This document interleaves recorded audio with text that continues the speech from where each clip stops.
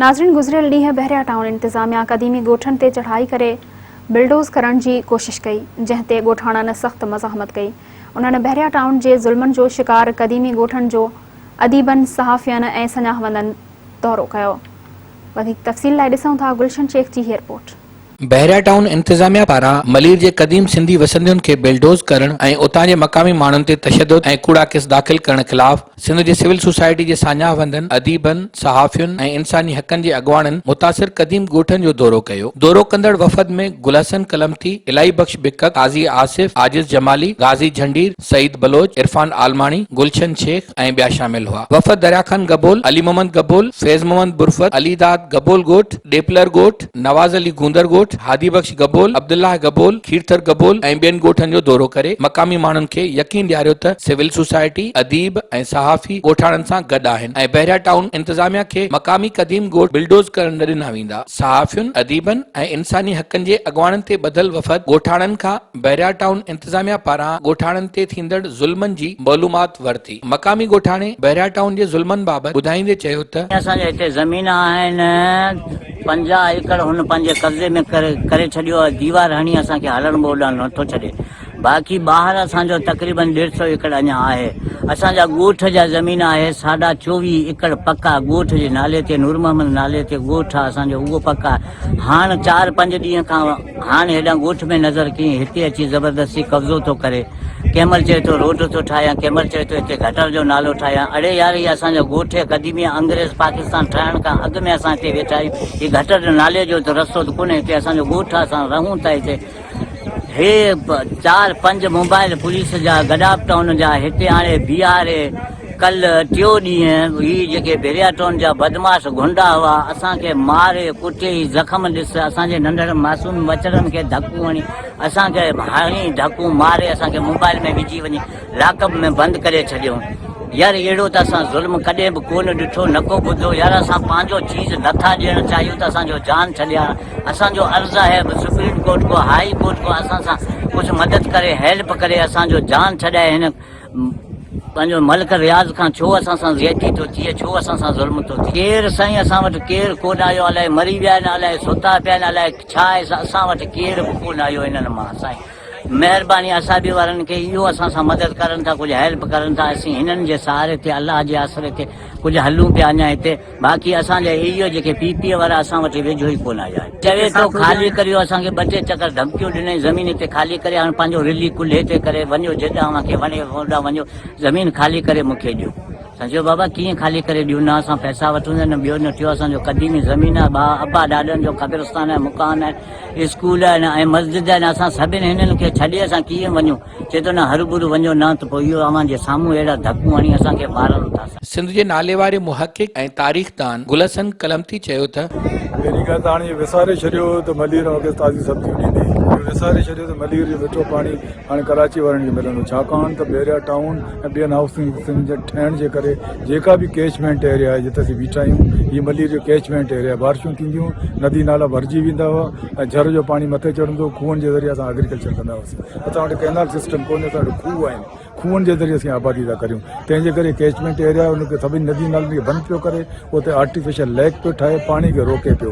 तंहिंजे करे सब्ज़ी जेका आहे, असां फ्रूट जेका आहे, उहा मलीर जी हाणे बंदि थी वेंदी इन स्कीम जे कंप्लीट थियण खां पुठियां, जंहिंजा असर आस्ते आस्ते नज़र पिया अचनि। तव्हां रस्ते में ॾिठो त लंगेची नदी खे मिटी जे ज़रिए बंदि कयो वञे। इनखे जॾहिं बंदि कयो त पुठियां हे ॻोठ जेके नज़र अचनि था, पुठियां जी वेंदा मूंखे 3-4 ॻोठ, हे सभु जा सभु ॻोठ ॿुॾी वेंदा ऐं इन ॻोठ ॿुॾण सां गॾोगॾु माण्हू हितां लॾ पलाण कंदा, इन्हनि ज़मीन ते कब्ज़ो कंदो।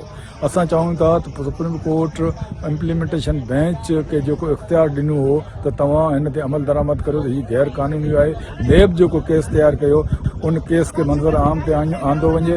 इम्प्लीमेंटेशन बेंच जेको 460 अरब रुपया इन ते फाइन कयो, उन फाइन वारो केस वापसि वरितो वञे ऐं इन ते शफ़ाफ़ इंक्वायरी जेका नेब कई उहा ज़ाहिर कई वञे, उनखे पब्लिक कयो वञे ताकि जीअं असांखे ख़बर पए त उन नेब जी इंक्वायरी में असल मसइलो छा आहे।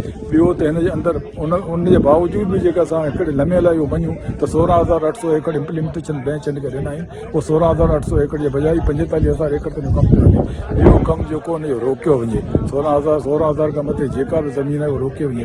कोर्ट जो फ़ैसिलो उन अंदरि जेके ॻोठ आहिनि उन्हनि ॻोठनि खे डिस्टर्ब न कयो वेंदो, उन जे बावजूद बि उन्हनि ॻोठनि खे डिस्टर्ब कयो पियो वञे। ॿी ॻाल्हि इहा त बार बार इहो चयो थो वञे त माण्हुनि पंहिंजी ज़मीनूं पाण विकिणी छॾियूं।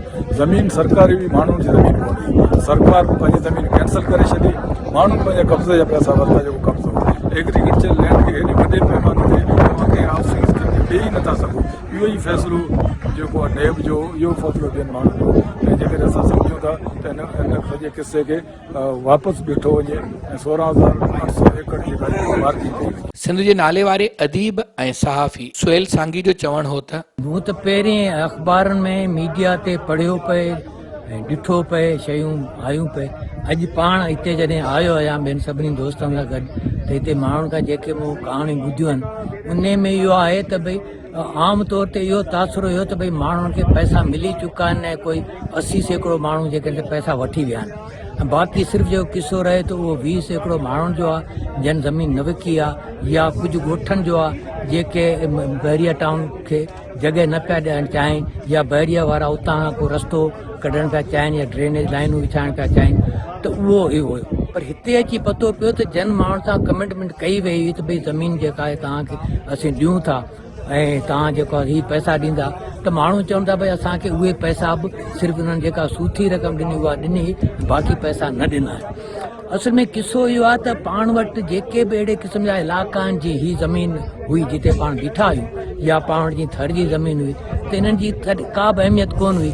जॾहिं हिननि जी अहमियत वधणु लॻी, थर में जॾहिं कोयलो निकितो, हिते जॾहिं ज़मीन पंहिंजा अघु ठीकु करणु लॻा, हिते जॾहिं तरक़ी आई, त पोइ जेको आहे सो हिते असुलु धरती धड़नि खे कढण जी शुरू कई वई, जी हुते माण्हुनि खे जेको आहे सो बिना मुआवज़े जे लॾाइण जी कोशिशि कई वई। किसो इहो आहे त भई माण्हू जेकॾहिं ॻोठ में ॿाराड़ी में किथे वेठो आहे, हुन वटि जेके 10 एकड़ 15 एकड़ ज़मीन आहे, त हू रुॻो उन जे करे कोन वेठो आहे, हुनखे पासे में आसानी जी ज़मीन खपे, पासे में गौचर खपे, हुनखे माल न खपे, हुनखे अजोर खपे। त इहे सभु शयूं ओवरऑल जेके आहिनि उहे कम्यूनिटी लैंड हूंदियूं आहिनि। गवर्नमेंट लैंड कम्यूनिटी लैंड में हिकिड़ो वॾो फ़र्क़ु हूंदो आहे। त हिते इहो सॼो तासुर जी मीडिया में मुख़्तलिफ़ धुरियुनि जे तरफ़ां ॾिनो पियो वञे त भई ठीकु आहे, हीअ जेको 4 एकड़ ज़मीन प्लस तुंहिंजो घरु आहे इहो ई तुंहिंजो आहे, माण्हू इन ते न कंदो आहे, उनखे पंहिंजी पूरी इम्यूनिटीज़ जे लाइ तव्हांखे शयूं खपनि थियूं।